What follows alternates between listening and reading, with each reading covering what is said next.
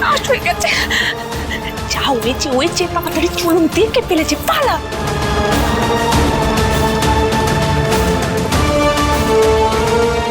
কে ওখানে?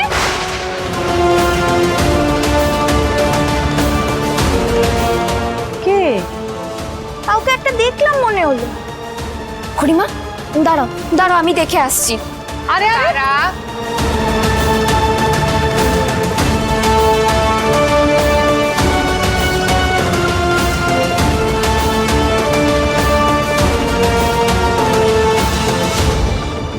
তারা, ওই দেখো, কই গেছিলি তোরা? কেউ একটা ছিল মনে হলো। কে আসিল? কে আসিল? কেউ তো নাই, কোনো কেউ নাই। কারে না কারে দেখছস? আমি হয়তো ভুল দেখেছি তাহলে। হ, ভুলই দেখছস।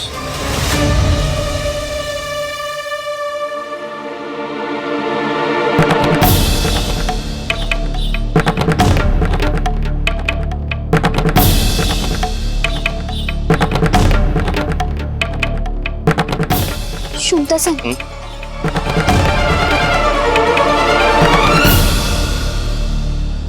বাহ, কি সুন্দর কাজটা করেছো তুমি। আমি খুব খুশি হয়েছি। এভাবেই আমার সব কথা শুনে ভালো করে কাজ করলে দেখবে তোমার পাটরানী স্থান নিশ্চিত। পাটরানী কেন? সে তো যে বড় হয় সে হয়। আমি তো রাজরানী হব। রাজরানী হবে? তাই নাকি? তা তোমায় কে বললো যে আমার আবার বিয়ে করার শখ হবে না? যতটুকু বলবো সেটুকু করবে, বেশি পাখা মেরে ওঠার চেষ্টা করো না। এই ছবিখানা নিয়ে আমায় এয়ার লাতিফের কাছে যেতে হবে। অল্প হলেও তার সাথে আমার যোগাযোগ আছে।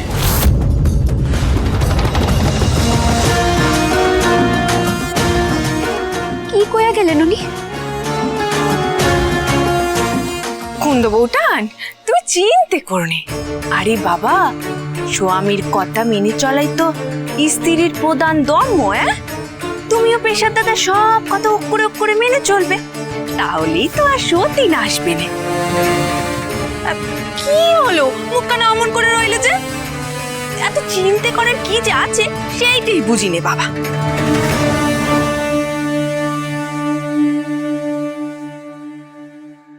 আমার এইটুকু সাহায্য করে দাও।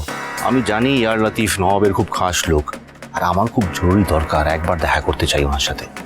আপনি এখানে অপেক্ষা করুন, ইয়ার লতিফ এক্ষুনি এখানে আসবে, আপনার সাথে আলাপ করিয়ে দেওয়া হবে। বেশ। তুমি এখানে কি করছো? সভায় যাওনি?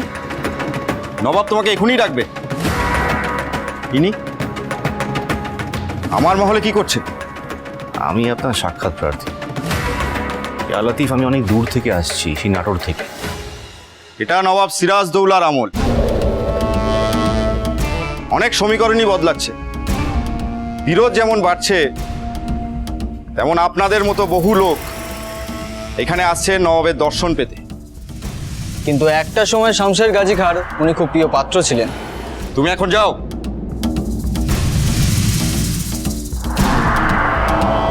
শামশের গাজী খাঁ?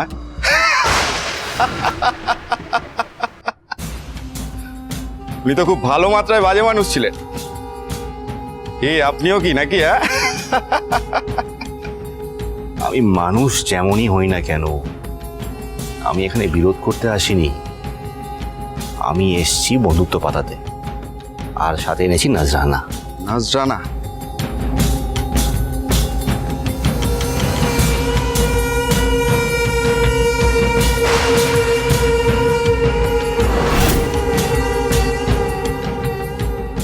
কেই নি?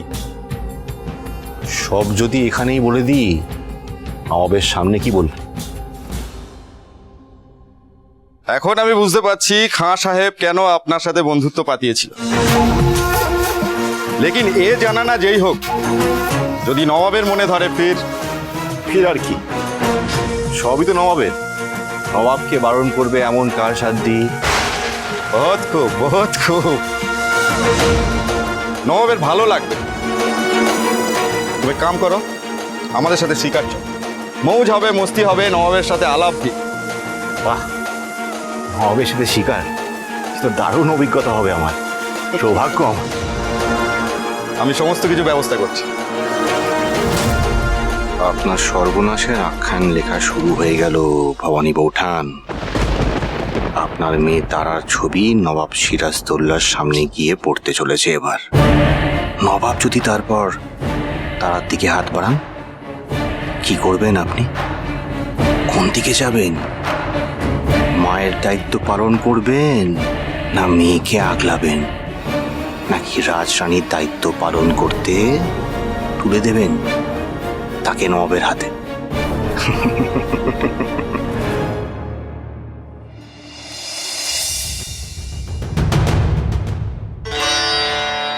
কিচ্ছু হয় নাই, ভয় কিছু নাই, আমি কইতেছি তো। এত কি ডরাইতাছে ক দেখি। কি হয়েছে দিদি? ওমা, আমার তারার মুখখানা এত শুকনো দেখাচ্ছে কেন? কি হয়েছে? আরে কি কমু, শাড়ি দেখনের সময় বাইরে নাকি কারে না কারে দেখছে চন্দ্র, বাস সেই ঠিককাই একেবারে ভয় শুকনা হইয়া আছে। আমি কতবার কইছি আমি হয়তো ভুল দেখেছি, কিছুতেই কথা শোনে না। কি রে, কি মনে হচ্ছে বল রাজরানীকে? না, কিছু হয়নি।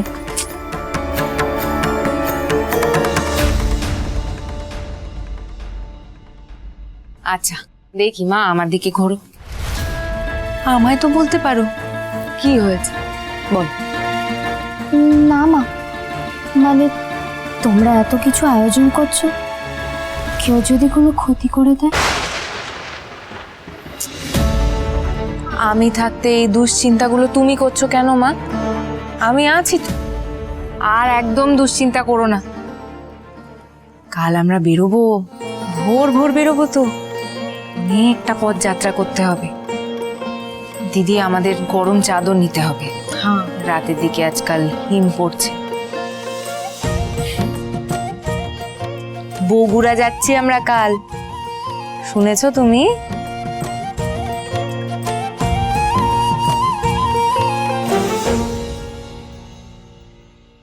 ঠিক আছে, তারা মায়ের যখন আর ইচ্ছে নেই তাহলে যাওয়া বাতিল করে দিই, বলো? দয়ারাম দাদাকে খবর দিয়ে দাও দিদি।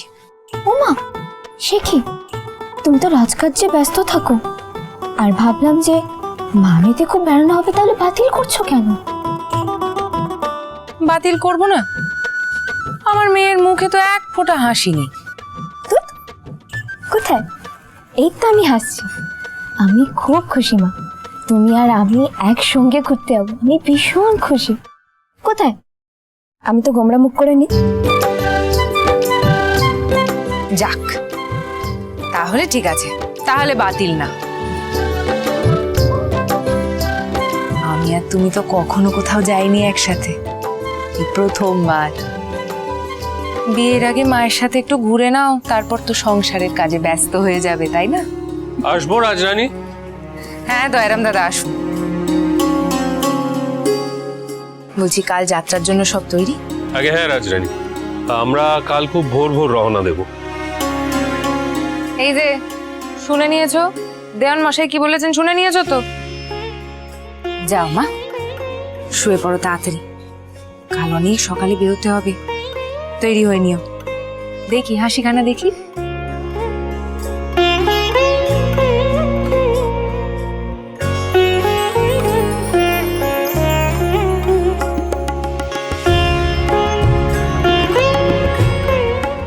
দেখেছো দিদি, দুশ্চিন্তা কেমন আমার মেয়েকেও গ্রাস করেছে। ঠিক বলছো তো, কাউকে দেখোনি তো? তারা হঠাৎ করে এমন কথা কেন বলবে? ঈশার ঠাকুরপুর দলের কেউ? না না না না, আমি তো অন্তত কাউরে দেখি নাই, আর যদি দেখতাম তোরে কইতাম না। ক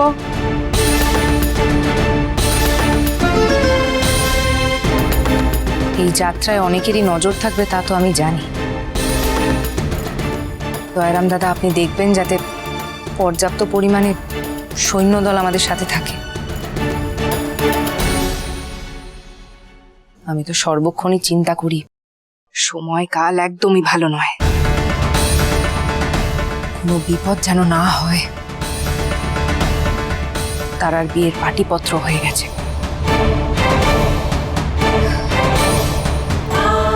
মা ভবানী, আমার পাশে থেকো। আমার ছোট্ট মেয়েকে নিয়ে এই প্রথমবার যাত্রা করছি। সফলভাবে যাত্রা সম্পূর্ণ করে যেন ফিরে আসতে পারি।